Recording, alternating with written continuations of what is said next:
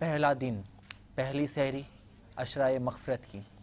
عشرۂ مغفرت میں ہمیں مغفرت طلب کرنی ہے، اپنے رب سے گڑ گڑا کر، اپنے رب سے ہاتھ اٹھا کر، اپنے رب سے بے حساب نیکیاں پیش کر کے، ایک دوسرے کے کام آ کے یہ کہنا ہے کہ اے اللہ ہمیں بخش دے، اے اللہ بروز قیامت ہمارے لیے بخشش کے دروازے کھول دے، اے اللہ ہمارے والدین کی بے حساب و بخشش و مغفرت فرما، اے اللہ ہمارے اہل و عیال کی مغفرت فرما، کیونکہ یہ عشرۂ مغفرت ہے۔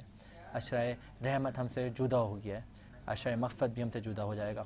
کوشش کریں اپنی عبادتوں میں مصروف ہوں، ریاضتوں میں مصروف ہوں، ایک دوسرے کا خیال رکھیں، ایک دوسرے کے کام آئیں۔ اسی بات علیہ وسلم کی شان اقدس سے کیا جاتا ہے، کثرت سے ذکر کیا جاتا ہے، اور اس ذکر کو بلند کرنے کے لیے ہمارے ملک کے نامور نعت خواں، عالم دین اور کئی شخصیات ہمارے ساتھ اس سحر نشریات کا حصہ ہوتی ہیں۔ تو آج اس خصوصی سحر نشریات کا اگر میں تعارف کراؤں، ہمارے جو اس عشرۂ مغفرت کی پہلی سحری کو اور مزید خوبصورت بنانے آئے ہیں، کیونکہ خوبصورت دکھتے ہیں اور خوبصورت پڑھتے ہیں۔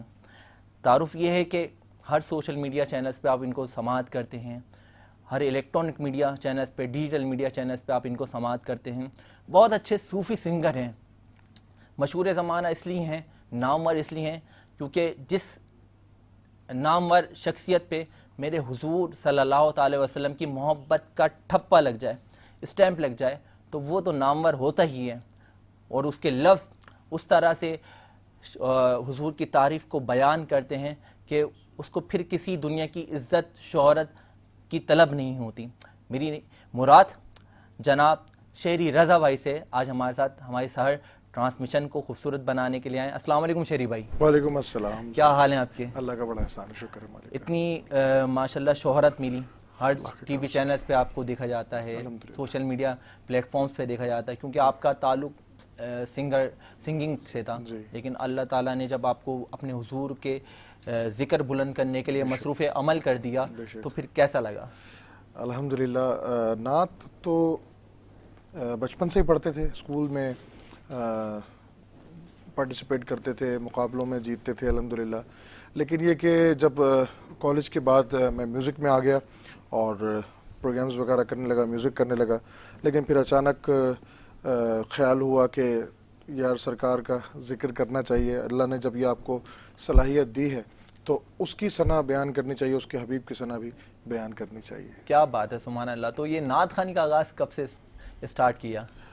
میں نے جیسا کو بتایا کہ بچپن میں کمپٹیشن میں اسکول میں حصہ لیا کرتا تھا، لیکن 2007 میں نے ڈاکٹر صاحب کے ساتھ جب پہلی نعت ریکارڈ کروائی تو پھر ہماری کمبینیشن بہت اچھا لوگوں کو لگا، اور گاہے بگاہے پھر ہم اس کو البمز پہ چلے گئے، پھر اس کے بعد لائیو ٹرانسمیشن میں جب ان کے ساتھ پڑھنا شروع کیا تو بس وہاں سے سلسلہ بن گیا، اور جس نے بھی سرکار کا، جس نے بھی حضور کا ذکر کیا ہے وہ ایسے ہی بلند، وہ اعلیٰ ہی بلند ہو گیا، اس کا ذکر ہی بلند ہے، بلند ہستی کا ہے، بلند ہستی کا۔ کیا بات ہے، اس پہ کوئی پست رہ ہی نہیں سکتا۔ کیا بات ہے، کیا خوبصورت بات کہی۔ قبل اس کے کہ شہری بھائی سے مزید گفتگو بھی جاری رہے اور تمام نعتوں شرمندہ کر دیا، اس کرم کا کروں شکر کیسے ادا، اس کرم کا کروں شکر کیسے ادا، جو کرم مجھ پہ میرے نبی کر دیا، اس کرم کا کروں شکر کیسے ادا، جو کرم مجھ پہ میرے نبی کر دیا، میں سجاتا ہوں سرکار کی محفل، مجھ کو ہر غم سے رب تیرے شہر میں آؤں صلی اللہ تیرے شہر میں آؤں نبی جی تیرے شہر میں آؤں، تیری نام پڑھتے پڑھے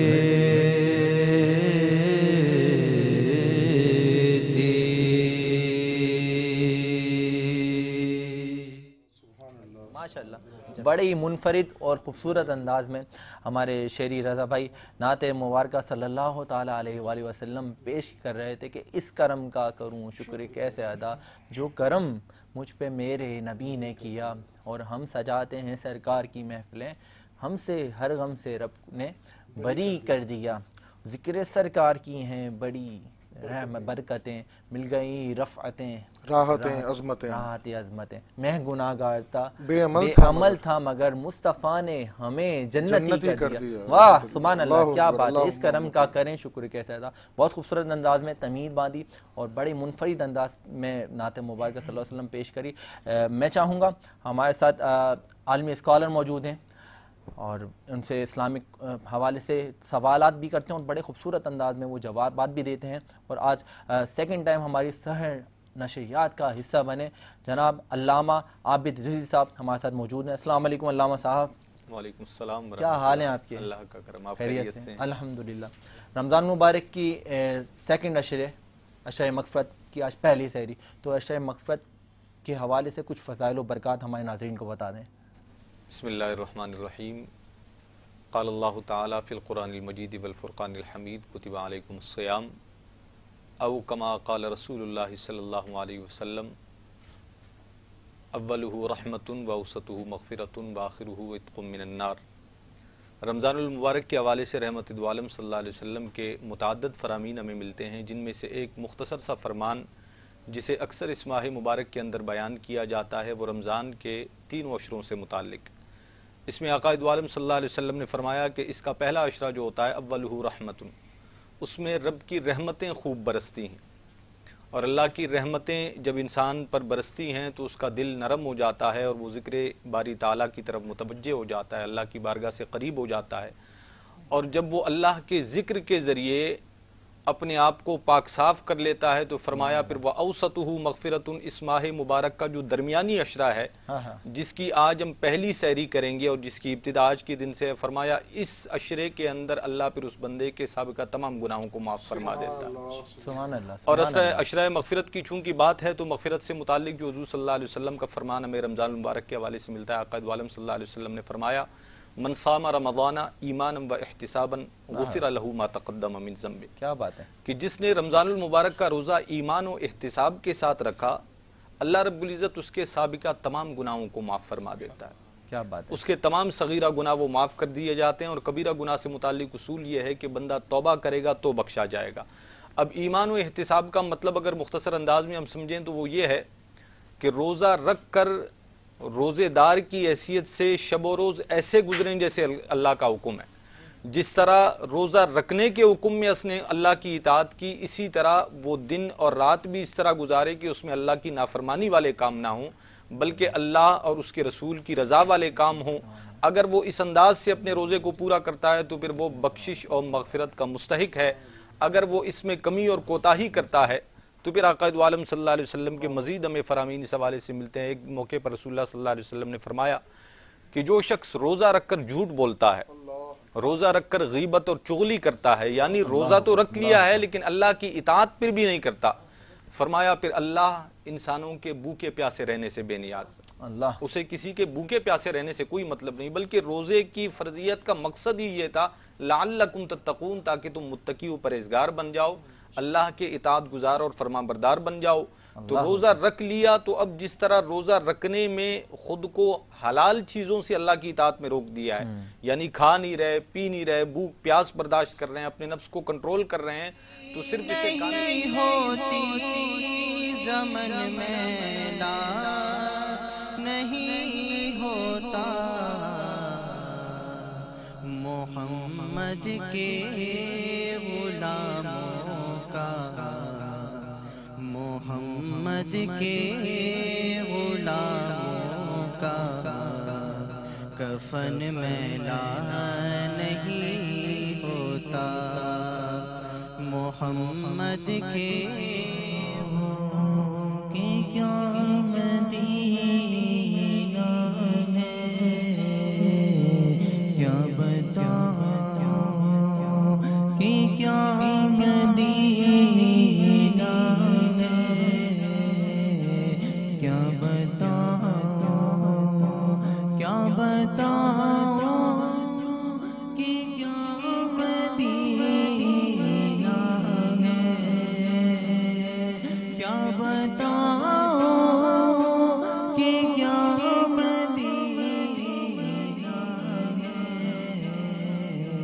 بس میرا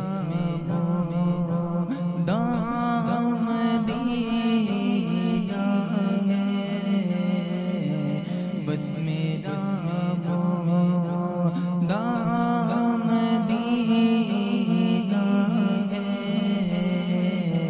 کیا بتاؤں دل پیتا ہے، میں شرمندہ مجھے بھی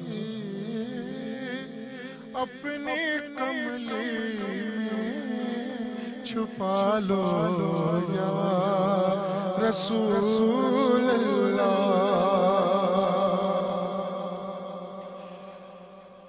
پریشان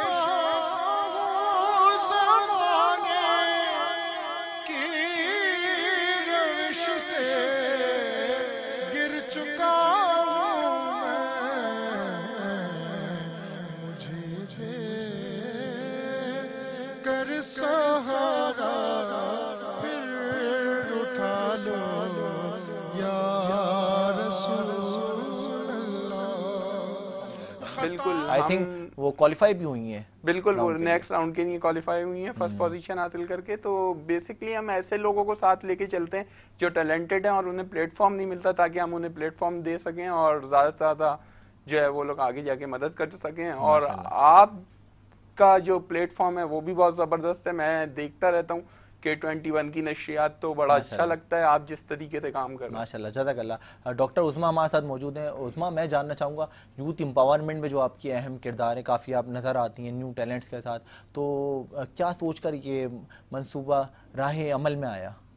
بیسکلی دیکھیں، ٹیلنٹ کو پروموٹ تو سبھی لوگ کر رہے ہیں، ٹھیک ہے، لیکن میں چاہتی ہوں ان بچوں کو وہ ٹیلنٹ پروموٹ ہو جو وہ چاہتے ہیں. ہاں، کیونکہ دیکھیں ہر انسان الگ الگ سوچتا ہے. ایسا ہی ہے، دیکھیں ہمارے پیرنٹس کہتے ہیں ہمارے بچے یا تو انجینئر بنے یا ڈاکٹر بن جائیں. مجھے لگتا ہے تھرڈ آپشن ان کے پاس یا تو ہے نہیں یا شاید سمجھ نہیں آتا، کچھ ایسا ہے. تو میں چاہتی ہوں بچے جو کرنا چاہتے ہیں، چاہے وہ آرٹسٹ بننا چاہتے ہیں، چاہے وہ نعت خواں بننا چاہتے ہیں، چاہے وہ سنگر بننا چاہتے ہیں، چاہے وہ کسی بھی فیلڈ میں آنا چاہتے ہیں، تو وہ آئیں، ٹھیک ہے. تو ہر چیز پہ ہم کیا کرتے ہیں، ان کو کاؤنسل کرتے ہیں کہ آپ یہی کیا بننا چاہتی تھی؟ میں خود کیا بننا چاہتی تھی، میں جو بننا چاہتی تھی وہ میں ہوں الحمدللہ. ماشاء اللہ.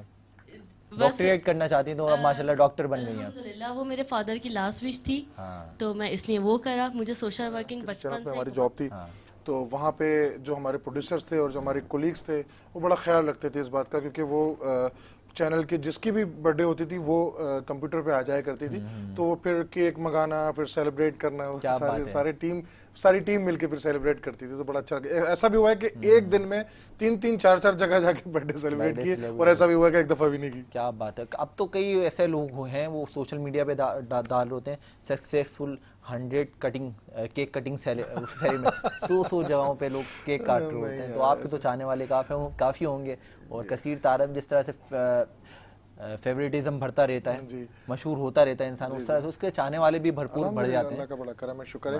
لیکن مجھے کوئی برتھ ڈے کا اتنا کریز نہیں ہے، لیکن میرے بچے میں بہت زیادہ ہے، بیٹے میں. تو میں اپنی برتھ ڈے پہ بھی کہتا ہوں کہ آپ ہی کیک کاٹ دو بھائی، مجھے کوئی شوق نہیں ہے. تو اس کو بہت شوق ہے کہ پاپا میری برتھ ڈے کب آئے گی. تو بچوں کا جس طرح ہوتا ہے کریز.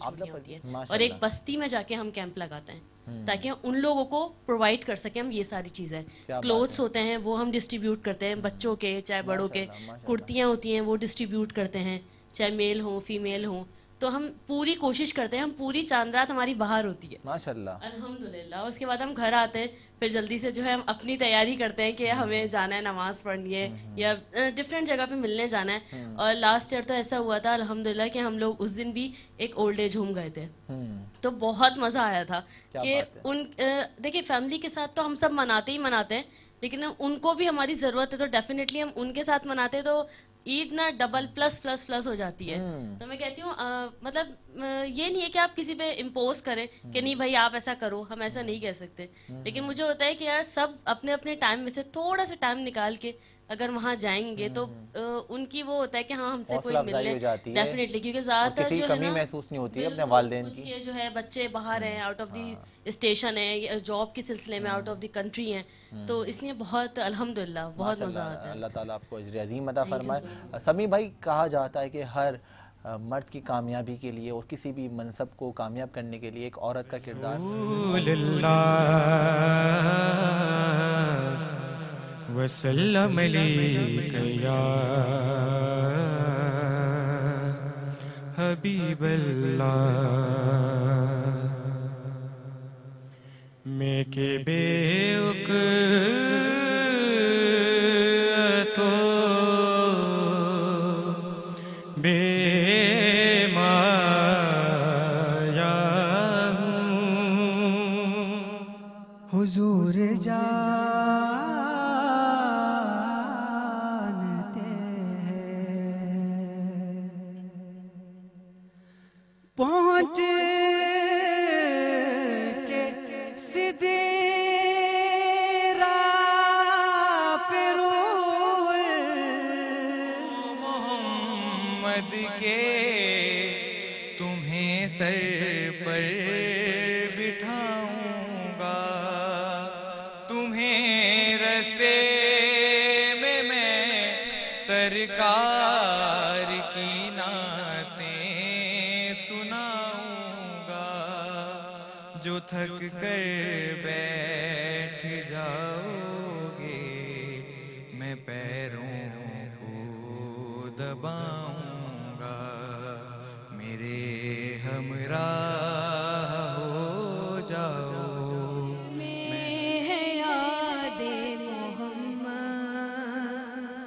میرے دل میں ہے یاد محمد میرے ہونٹوں پہ ذکر مدینہ تاجدار حرم کے کرم سے تاجدار بشارت ملی انہیں اور نانا سے سب سے زیادہ محبت ملی انہیں نانا سے سب سے زیادہ محبت ملی انہیں اللہ کی قربت میں شہادت ملی انہیں ان نوازوں کا صدقہ عطا ہو اپنے پیاروں پر صدقہ عطا ہو در پہ آیا بن کر سوالی اور زندگی بخشتے بندگی کو آبرو دین حق کی بچالی جو کام خوب ہے قربانی حسین کا انجام خوب ہے قربان ہو کے فاطمہ زہرا کے چین نے دین خدا کی شان بڑھائی حسین نے بخشی ہے جس نے جاگیر آپ ہے حضرت خدیجۃ کبریٰ کی تصویر آپ ہے تم آدر حسین